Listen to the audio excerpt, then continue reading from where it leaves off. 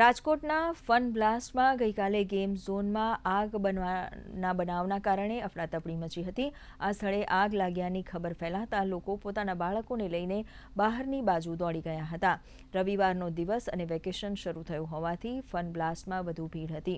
અહીં શોર્ટ સર્કિટના સ્મોકનો એલાર્મ વાગતા લોકો એલર્ટ બન્યા હતા। જોકે આ બનાવથી કોઈને ગંભીર ઈજા થવા પામી નથી। ફાયર બ્રિગેડની ટીમે ઘટના સ્થળે પહોંચીને પગલાઓ ભર્યા હતા અને આગ પર કાબુ મેળવ્યો હતો।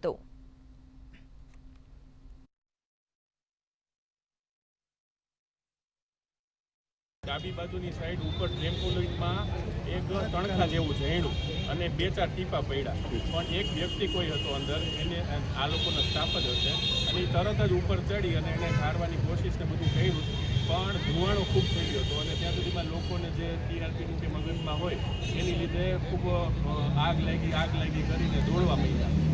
આ ઘટનાથી 7 વાગ્યા 7:15ની આજુબાજુ છે અને આ લોકો પાસે ફેસિલિટીઝ પણ બધી હશે જ ડેફિનેટલી, પણ ગેટ પણ વધારે છે, પણ જો 9 વાગે કે આ બાજુથી હોય તો નાના છોકરાઓ ચોક્કસપણે આમાં દબાઈ જાય કે કંઈ પણ એવી ઘટના કદાચ થઈ શકે, કારણ કે લોકો ખૂબ ભયથી દોડતા હતા। બીક હોય ને એક મગજમાં, એ રીતની બીક આ લોકો બધા લોકોની હતી। એ લોકોએ તરત એક્ટિવલી બધાને બહાર પણ કાઢ્યા।